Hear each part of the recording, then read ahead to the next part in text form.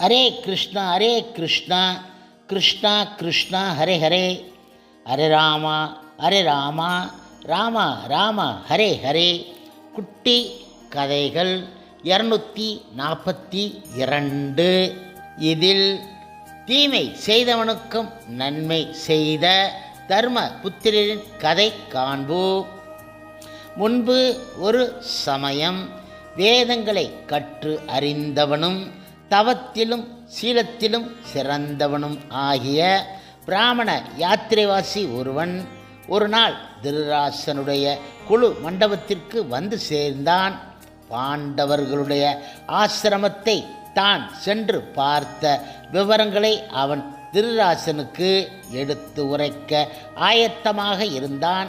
கௌரவர்கள் கூட்டத்தார் அவன் கொண்டு வந்த செய்திகளுக்கு செவி சாய்க்க ஆயத்தமாக இருந்தார்கள்.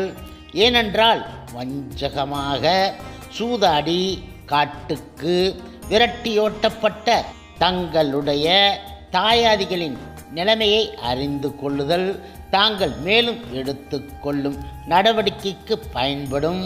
கண்ணில்லாத கோமான் தன் தம்பியின் செல்வர்களின் யோக சேமத்தை பற்றி அன்போடும் ஆர்வத்தோடும் வினவினான். அதற்கு மறுமொழியாக அந்த யாத்திரைவாசி தான் முழுமுதற் கடவுள் மற்றும் பரம புருஷ பகவான் ஸ்ரீ கிருஷ்ணரின் தூய பக்தரான யுதிஷ்டனுடைய ஆசிரமத்தில் கண்ட அதிசயங்களை விரிவாக எடுத்து விளக்கினான். மண் உலக ராஜ்யத்தை இழந்த யுதிஷ்டிரன் இப்பொழுது மண் உலகுக்கும் விண் உலகுக்கும் நன்கு பயன்படுகின்ற தபோ பலனை ஏராளமாக பெற்று இருக்கின்றான். அவன் தம்பி பீமன் ஹனுமான் இடமிருந்து புதிய உடல் திட்பத்தையும் வல்லமையும் பெற்று இருக்கின்றான். தன்னுடைய தவத்தின் விளைவாக அர்ஜுனன் மகா தேவர் இடமிருந்து, அதாவது சிவபெருமான் இடமிருந்து பாசுபத அஸ்திரத்தை சிவப்பிரசாதமாக பெற்று இருக்கின்றான். அதற்கு அடுத்தபடியாக அதே அர்ஜுனன் இந்திரலோகத்திற்கு சென்று உயர்வற்ற அஸ்திர சஸ்திரங்களை தேவேந்திரன் இடமிருந்து பெற்று இருக்கின்றான். நகுலன், சகாதேவன், திரௌபதி ஆகியவர்கள் தவத்தின் விளைவாக திண்ணிய மனப்பான்மை படைத்தவர்களாக மேல் ஓங்கி இருக்கின்றார்கள். ரிஷி புங்கவர்களும் முனி சிரேஷ்டர்களும் யுதிஷ்டனுடைய ஆசிரமத்திற்கு ஓயாது வந்து கொண்டு இருக்கின்றார்கள். இடையே பகவான் கிருஷ்ணரும் பாண்டவர்களை சென்று பார்த்து அவர்களுக்கு தக்க ஆதரவு கொடுக்கின்றான்.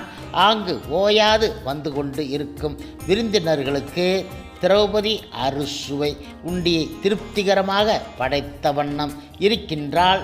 அந்த ஆசிரமத்தில் நிகழ்பவைகளை சுருக்கமாக சொல்லும் இடத்து ஆன்மீகத் துறையில் அது கைலாசத்திற்கும் வைகுண்டத்திற்கும் நிகரானது. போர்க்கலையில் அது உச்சஸ்தானம் பெற்று இருக்கின்றது. நல்லார் இணக்கம் அங்கு பரிபூரணமாக நிகழ்ந்து கொண்டு இருக்கின்றது. இவையாவும் யாத்திரிகனாக வந்தவன் கௌரவர்களுக்கு தெரிவித்த செய்திகள் ஆகும். இப்பொழுது திருராசனுடைய மனதில் பெரும் தடுமாற்றம் ஒன்று தோன்றுவதாக இருந்தது. இந்த செய்திகள் எல்லாம் அவன் காதுக்கு எட்டாது இருந்தால் அவன் ஒருவாறு இன்புற்று இருந்து இருப்பான். அதற்கு மாறாக அவனுடைய மனதிற்குள் போராட்டம் பன்மடங்கு அதிகரித்து விட்டது. தம்பி பாண்டுவின் பிள்ளைகள் இடத்து அவன் வைத்து இருந்த பாசம் வெறும் பெயர் அளவு ஆகும். மற்ற அரக்கத்தன்மை வடிவெடுத்திருந்த துரியோதனன் மீது அவன் வைத்திருந்த வாஞ்சை அவனுடைய உள்ளத்திற்குள் ஆழ்ந்து வேர் பிடித்து இருந்தது. மாறுபடுகின்ற இந்த இரண்டு உளப்பாடுகளும் கண் இல்லா அக்கோமானை உள்ளற்றி வாட்டலாயின. அவன் அடைந்த வேதனைக்கு விமோச்சனம் கிடையாது. தூங்க ஒட்டாது அது அவனை வாட்டிக்கொண்டு இருந்தன. தந்தையின் பாங்கு இத்தகையது, மற்ற மைந்தனுடைய பாங்கோ இதனில் இருந்தும் முற்றிலும் மாறுபட்டது. அசைக்க முடியாத பாங்கில் தன்னுடைய இராணுவத்தை பலப்படுத்தி இருப்பதாக அவன் உள்ளம் பூரிப்புற்று இருந்தான். சந்தர்ப்பம் வாய்த்த பொழுதெல்லாம் தன்னைத்தானே போருக்கு ஆயத்தப்படுத்தி இருந்த விவரங்களையெல்லாம் கண்ணில்லாத தன் தந்தைக்கு அவன் எடுத்து விலைக்கு கொண்டு வந்து இருந்தான். இப்பொழுது கர்ணனும் சகுனியும் துரியோதனனுக்கு சதி ஆலோசனை ஒன்றை எடுத்து கூறினார்கள். காமியக வனத்துக்கு அருகில் அஸ்தினாபுரத்துக்குரிய மாட்டுப்பண்ணை ஒன்று இருக்கிறது. அதை தாங்கள் பார்வையிடப் போவதாக திருராசனிடம் சொல்லி அவனுடைய அனுமதியை பெற வேண்டும். ஆனால் உள்ளூர அவர்கள் கொண்டு இருந்த திட்டம் பாண்டவர்களை அவமானப்படுத்துவது ஒன்று ஆகும்.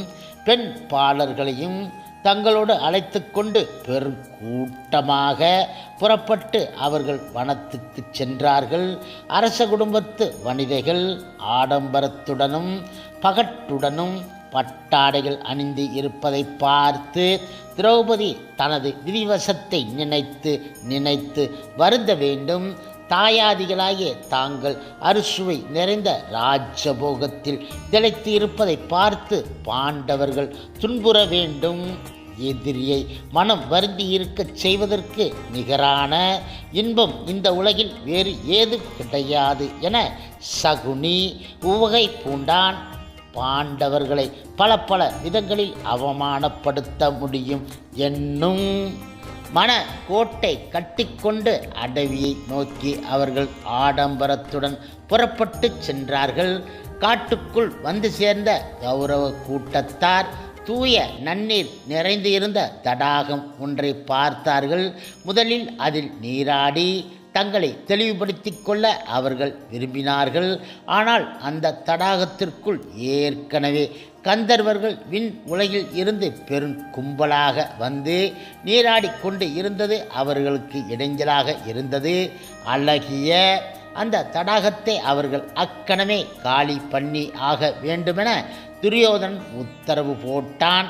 மற்ற விண் உலகத்தோரோ அவன் இட்ட உத்தரவை பொருட்படுத்த முடியாது என முற்றிலும் மறுத்துவிட்டார்கள். தகராறு ஒன்று தலை எடுத்தது. அது அதிவிரைவில் ஒரு பெரிய போராட்டமாக வடிவு எடுத்துவிட்டது. வீரர்களாகிய கௌரவர்கள் அறவே முறியடிக்கப்பட்டார்கள். கர்ணன் தன்னுடைய இரதத்தை இழந்து அவமானத்துக்கு ஆளாகிவிட்டான். மேலும் தான் ஆபத்துக்கு ஆளாகாத வண்ணம் அவன் ஓட்டம் பிடித்து விட்டான். பெண் பாலர் உட்பட ஏனையவர்கள் எல்லோருடைய கைகளையும் கட்டி விரட்டி ஓட்டிக்கொண்டு போனார்கள். கந்தர்வர்கள் தேவர்கள் கௌரவர்களின் துரதிருஷ்டவசத்தால் அவர்கள் எல்லோரும் பாண்டவருடைய ஆசிரமத்துக்கு அருகில் கொண்டு போகப்பட்டார்கள். அவர்கள் அடைந்து இருந்த கதியை பார்த்த பீமன் அக மகிழ்வு எய்தி உறக்க கத்தியதாவது, ஓ மிக நன்று மிக நன்று, எங்களை ஏளனம் பண்ண துரியோதனன் திட்டம் போட்டான். அவனுடைய வினைப்பயன் அவனை வந்து சூழ்ந்து கொண்டு இருக்கிறது. பழிக்கு பழி வாங்கும் செயலை நாங்கள் செய்திருக்க வேண்டும். ஆனால் எங்களின் பிரதிநிதிகளாக கந்தர்வர்கள் அந்த செயலில் ஈடுபட்டு இருக்கின்றார்கள். ஆனால் பீமன் படைத்திருந்த பழிக்கு பழி வாங்கும் மனப்பான்மையை அவனுடைய தமையனாகிய தர்மபுத்திரன் ஆமோதிக்கவில்லை. அவன் எடுத்து உரைத்ததாவது, ஓ பீமா, நம்முடைய குடும்பத் தகராறுகள் நம்மோடே இருக்கட்டும். ஆனால் அந்த காரணத்தை முன்னிட்டு வேற்றார் வந்து நம்முடைய உற்றாரை தாக்குவதற்கு நாம் ஒருபொழுதும் அனுமதி தரக்கூடாது. இதில் மற்றொரு தர்ம சங்கட்டம். நம் குடும்பத்து பெண் பாலர்களையும் அவர்கள் சிறைப்பிடித்து கொண்டு போகின்றார்கள். குரு வம்சத்துக்கு ஏதேனும் ஆபத்து என்றால் பாண்டவர்களாகிய நாமும் கௌரவர்களும் ஒன்று சேர்ந்து நம்மை காப்பாற்றிக் கொள்ள வேண்டும். இதற்கு இடையில் தங்களை ஆபத்தில் இருந்து மீட்க வேண்டுமென பாண்டவர்களை நோக்கி துரியோதனன் பண்ணிய விண்ணப்பம் அவர்களால் கேட்கப்பட்டது. எனவே யுதிஷ்டிரன் தனது தம்பிமாரை தூண்டி உரைத்ததாவது, ஓ, யாரேனும் ஒருவன் ஆபத்தில் அகப்பட்டு கொண்டால் அவனை காப்பாற்றுவதற்காக நாம் பறந்தோட வேண்டும். இது பொது விதி. இப்பொழுது ஆபத்தில் நம் சொந்தக்காரர்கள் அகப்பட்டு கொண்டு இருக்கின்றார்கள். அவர்களை காத்தல் பொருட்டு நாம் அதிவேகமாக ஓட கடமைப்பட்டு இருக்கிறோம். இவை யாவற்றுக்கும் மேலாக பரிதாபகரமான நிலை ஒன்று வந்து இருக்கின்றது. நம் உதவியை துரியோதனன் நாடுகின்றான். நான் இப்பொழுது ஒரு யஜ்யத்தில் ஈடுபட்டு இருப்பதால் ஆயுதம் எதையும் நான் கையால் எடுக்கக்கூடாது. ஆதலால் நீங்கள் நால்வரும் நமது குடும்பத்தைச் சேர்ந்தவர்களை காத்தல் பொருட்டு விரைந்து ஓடுங்கள் என்றார் அவர். தமையனுடைய ஆணைக்கு அடிபணிந்த இளைஞர்கள் நால்வரும் ஆயுதங்களை எடுத்துச் சென்று கந்தவர்கள் ஆகிய தேவர்களோடு வீர ஆவேசத்துடன் போர் புரிந்தார்கள். இந்த போராட்டம் மும்முரமாக நிகழ்ந்து கொண்டு இருந்த பொழுது கந்தர்வ சேனை தலைவனாகிய சித்திரசேனன் தன்னை இன்னான் என அர்ஜுனனுக்கு காட்டி கொடுத்தான். இதுகாரும் பயங்கரமாக போர் புரிந்து வந்த பார்த்தன் இப்பொழுது திடீரென தன்னுடைய பாங்கை மாற்றிக்கொண்டான். இந்த லோகத்தில் தனக்கு குருவாக அமைந்திருந்த சித்திரசேனன் முன்னிலையில் அடியற்ற மரம் போல் விழுந்து வணங்கினான். யுத்தமும் திடீரென நிறுத்தப்பட்டு விட்டது. கௌரவர்களை ஏன் கைதிகளாக கட்டி பிடித்து ஓட்டிக்கொண்டு போகிறீர்கள் என மிகுந்த வணக்கத்துடன் அர்ஜுனன் தனது குருவிடம் வேண்டி நின்றான்.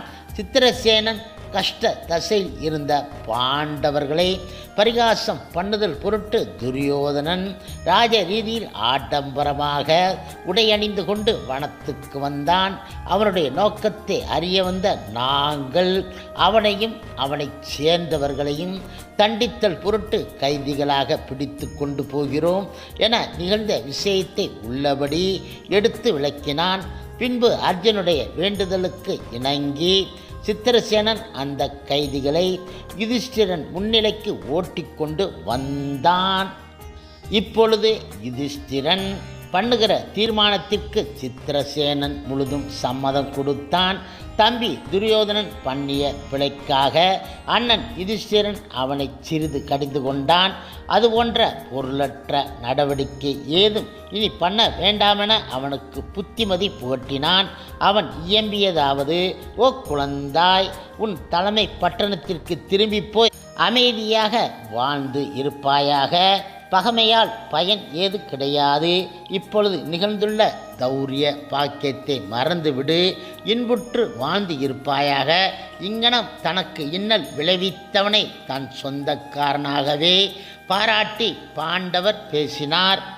வெட்கத்தாலும் அவமானத்தாலும் முகம் வாடி போனவனாக துரியோதனன் வனத்தில் இருந்து திரும்பிவிட்டான்.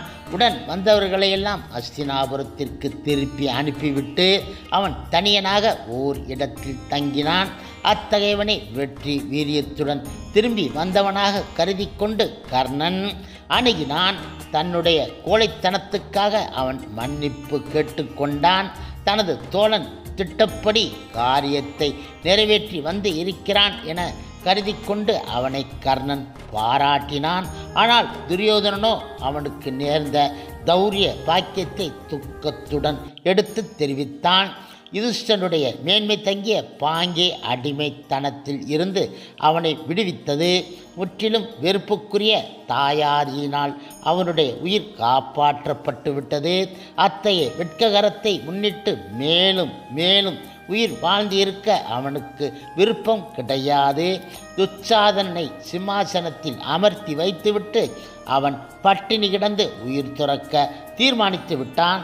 ஆனால் அவனுடைய தம்பிமார்கள் அவனுடைய பாதங்களில் விழுந்து கும்பிட்டு அத்தகைய தீவிர நடவடிக்கை யாதும் எடுக்க வேண்டாம் என கெஞ்சி கேட்டுக்கொண்டார்கள். துரியோதனன் கொண்டு இருந்த தீர்மானத்தை கர்ணனும் ஆமோதிக்கவில்லை. அப்படி செய்வது பயங்கொள்ளித்தனமென சத்திரியன் ஒருவனுக்கு அது சிறிதேனும் ஒவ்வாது என அவன் தடை பண்ணினான். தங்களை ஆண்டு வந்த வேந்தனுக்கு செய்ய வேண்டிய கடமையைத்தானே பாண்டவர்கள் செய்யலாயினர். இப்படியெல்லாம் கர்ணன் நிலைமையை எடுத்து காட்டிய பின்பு தன்னுடைய தீர்மானத்தில் இருந்து பின் வாங்காதவனாக துரியோதனன் தென்பட்டான். அந்த தருணத்தில் தானவர்களும் தைத்தியர்களும் துரியோதன் முன்னிலில் வந்து தோன்றினார்கள். அப்படி வந்தவர்கள் தங்களுக்கு நேர்ந்துள்ள கஷ்ட தசை எடுத்து விளக்கினார்கள். தேவர்களோடு போர் புரிய அவர்கள் தீர்மானித்தார்கள். துரியோதன் மடிந்து போனால் அவர்களுடைய போர் வலிவை இழந்துவிடும். பாண்டவர்களுக்கு துணை புரிய தேவர்கள் முன் வந்து இருக்கின்றார்கள். தேவர்களை தோற்கடிப்பதன் வாயிலாக பாண்டவர்களை தோற்கடிப்பது திண்ணம் என அவர்கள் வாக்குறுதி கொடுத்தார்கள். அரக்கர்கள் கொடுத்த இந்த வாக்குறுதி துரியோதனனுக்கு புதிய உயிரையும் வல்லமையையும் கொடுத்ததற்கு நிகராயிற்று. அத்தகைய புதிய நம்பிக்கையையும் திறமையும் அடைய பெற்றவனாக துரியோதனன் அஸ்தினாபுரத்திற்கு திரும்பிச் சென்று ஆட்சியை மீண்டும் எடுத்துக்கொண்டான். காட்டிலே நிகழ்ந்தவைகளை யாவும் பல பெயர் வழிகளின் வாயிலாக தலைமை பட்டணத்திற்கு ஏற்கனவே எட்டிவிட்டன.